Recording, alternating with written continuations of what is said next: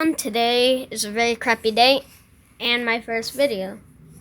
So please treat this video really nicely because it's my first. Look at that power line. That's just from the wind. And there's going to be ice balls the size of a golf ball. But in today's video, I'm going to be reacting to this video. Never seen it. Make sure to check this guy out, Brewstews.com. Make sure to buy some of his merch. I've watched a bit of his. Alright, ever since I was a kid, I'd get random nosebleeds. Didn't matter where I was at the time, in the middle of class, on an airplane, taking a shit at my grandpa's house, you name it. They would just happen randomly. I'd have no control over it. And if I was at home, it was no big deal. You just fashion yourself a little nose tampon out of toilet paper and you go about your day. But what the fuck do you do when you get a nosebleed at a public pool? Panic. That's what you do. Probably the worst possible place you can get a nosebleed. Except maybe like a church. Like at a baptism or something. He's the devil! So I'm at the pool with my cousin, and we're all amped up, and we're about to jump in. So I do this sweet Axel from the Streets of Rage jump kick into the pool, and when I rise to the top, blood just starts gushing out of my nose. Just a spontaneous nosebleed in the middle of a fucking public pool. Jesus Christ, I'd rather shit in the pool than bleed in it. I'd rather spell my name out in turds in the pool and get a nosebleed. Everybody's rushing out of the pool like the water's on fire. I climb out of the side all lightheaded and shit. Somebody kill me! I need a fucking blood transfusion. I'm O positive. Oh, God. If I die at this pool, somebody's got to take care of my Tamagotchi I got at home. Then this dude comes out of the middle of nowhere and smashes like 50 napkins in my face. What happened? You get shot in the face? I think somebody shot him in the face. Do you have AIDS? On a scale of 1 to 10, how much AIDS do you have? The whole pool is totally evacuated at this point. They got the hazmat people from E.T. coming in. I'm half conscious from blood loss. The pool looks like the beaches of Normandy. Everybody's weekend's ruined. I'm like, oh, come on. There's chlorine in a pool for a reason. Jesus Christ, I pissed in the pool a couple weeks ago. Nobody even cared. Now there's a couple of quarts of human blood in there and everybody wants to freak out. Never went back to that pool after that. I don't think I was welcome. They're like, whoa, buddy, I know we're a public pool and all, but we have to have some kind of fucking standards. You can piss in there, maybe even a half a shit, but we're not doing any nasty nose blood. We don't want hepatitis, all right? Brewstews.com. Yeah, make sure to do this. Brewstews.com. Buy their merch. And if any famous YouTubers are watching this, I watch a lot of your videos. Especially like Sniper Wolf, Laser Beam, and some Mr. Beast. But that's not all.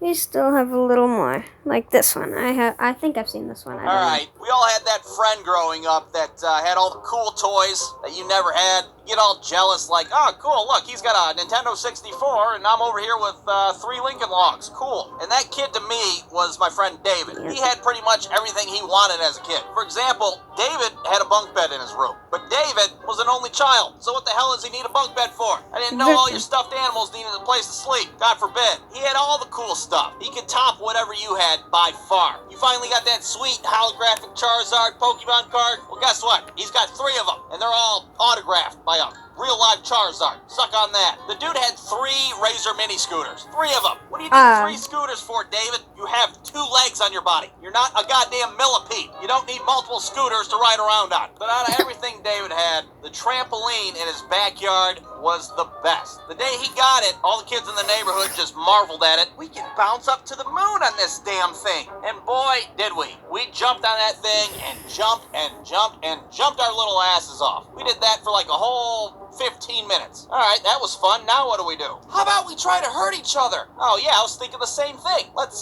play a game called Dropkick. How do you play Dropkick? Oh, here, I'll show you. That was the name of our favorite game to play on the trampoline. Dropkick. Not the most clever name, but I got the point across. I'm going to teach you guys how to play Dropkick, alright? Rule number 1. Be a dumbass 9-year-old kid. Okay, I mean, I'm 9. Got that. So we all qualify. you got that right. Rule number 2. Yeah. Try to injure your friends as much as possible, only using your feet. Kick them in the teeth, kick them in the belly, knock the air out of them. Oh, God, I think I'm going to throw up. Do anything you can to try to hurt your best friend. You made somebody bleed? Cool, that's 1 point. You knocked a tooth out? Hey, that's 2 points, all right. Oh, look at that, they're comatose on the ground. Well, guess what? You're the champion now. You'd have kids wearing steel-toe boots. I got my baseball cleats on, ready to ruin somebody's life. Michael would be over there in his bare feet, where he could move faster. That's what he always said. I have to be agile. Yeah, Michael, because God forbid your knockoff Jordans are really going to slow you down. Michael, put your goddamn shoes on for Christ's sake. You're freaking everybody out.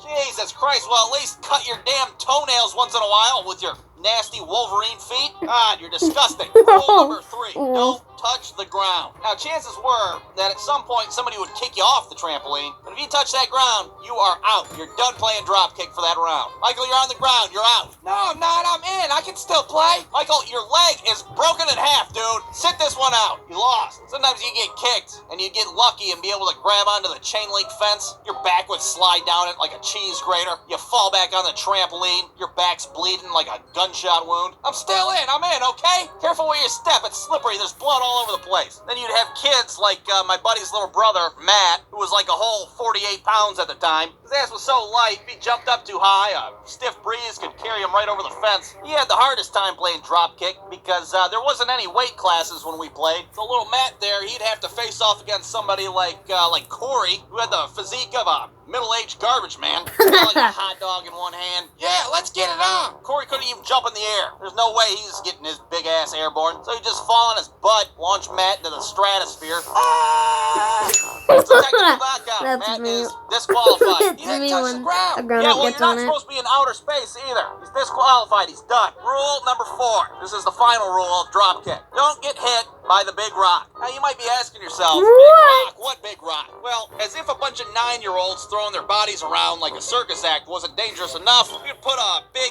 16-pound garden rock on the trampoline. There you go. Now you gotta dodge this big-ass bowling ball rock while people are trying to kick you in the forehead. That sounds fun. This thing's flying through the air, landing on people's toes. You'd be looking the wrong way. Big-ass rock comes out of nowhere, breaks your pelvis. Little Matt's face is totally filled with terror. He knows if he gets hit with that damn rock, he's gonna explode on impact. That's what he's gonna do. He'd have David's mom come outside and check on us. Hey, any of you guys want some lemonade? No? Nobody? Oh, you boys and your silly games. You'd have other kids from the neighborhood staring at us from a distance. Oh my God, what are they doing? Hey, you guys want to play drop kick? What's it called? Drop kick, garden rock, trampoline game?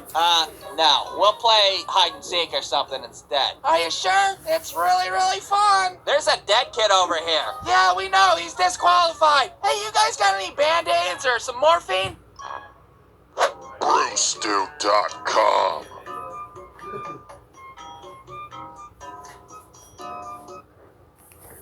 Alright, now when I was a kid, I was a huge fan of wrestling. And what better way to celebrate your love for wrestling than wrestling your dumb idiot friends in your neighborhood? I don't know if you could call it wrestling. It was more like just a bunch of 11-year-olds beating the hell out of each other. But we did the best we could. And to make matters worse, we did this in my friend David's front yard. So we were on full display in front of the whole neighborhood. There'd be people walking down the street. Oh my God, those kids are gonna hurt themselves. Oh well. But for a bunch of kids, we were actually pretty professional. I mean, we had like a referee, the cheap styrofoam championship belts you got from Kmart. Hell, we even had a boombox out there to play your entrance music. Here, put my CD in and play track 5. What the hell is this shit? What are you guys looking at? It's the only CD I have. Austin 316. Give me a hell yeah. So then once we were in the ring, or I mean the front yard, I guess, we would proceed to just beat the hell out of each other any way we could. And of course we would get hurt. I mean, hell, to this day I get back spasms because of the one time I tried to do a missile drop kick off the fence, God forbid, but it was worth it. You'd be out there trying to imitate your favorite wrestler. Mine, of course, was Dwayne The Rock Johnson. Not this Dwayne The Rock Johnson. I don't know who the hell this is. I'm talking this one. The old one. The Dwayne, do you smell what The Rock is cooking Johnson? I'd be out there saying one-liners left and right. Do you smell what The Rock is cooking? Just bring it, you jabroni! There'd be people like walking their dog and shit. Why's that 65-pound white kid keep calling himself The Rock? I have no idea. And what the fuck is a jabroni? Now, of course, if you're a wrestler, you have to have your very own finishing move. And my finishing move was called the crippler crossface. And how you do the crippler crossface is, you yank back on somebody's head really hard until they tap out, or you snap their neck and you cripple them for life. Hence the name, the crippler crossface. And there was nobody I liked doing that move to more than my next door neighbor, Michael. because Michael was a dirty fighter. He would trip you and shit, spit on your face while you're down. He didn't care. So he deserved every crippler crossface that he got. I'd be down there talking shit to him while I'm doing it. I'm the Brahma Bull, bitch. I'm the Brahma Bull. So then you let him go and the match is over, but Michael's all butthurt still, so he kicks you in the balls. That's my fucking finishing move. How you like that?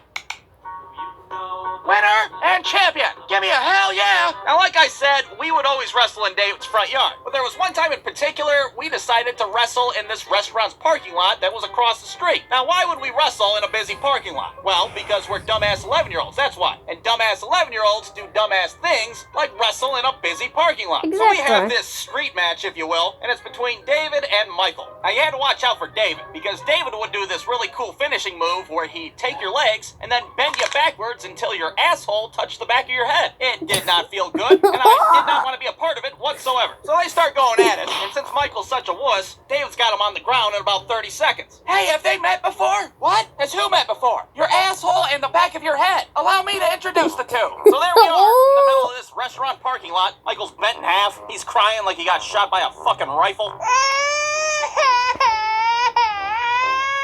Of course, some guy in his car sees us, and he's like, what the hell is this kindergarten fight club bullshit? Hey, leave that kid in the Scottie Pippen jersey alone before I call the cops. We're not doing anything. I was just trying to introduce one body part to another, that's all. I'm all pissed off, like, God damn it, there's a styrofoam championship belt on the line. Mind your own business, you jabroni. Jabroni? I'm part German and Dutch Irish. I don't have a drop of jabroni blood in me. God damn it, I'm calling the cops. No, there's no need to. See, look, he's all right. He's fine. How you like them apples, huh? Winner and still champion. I am still the champion, the champion, the champion. Brewstews.com. This will be it for the day. So, hope you like it. Peace.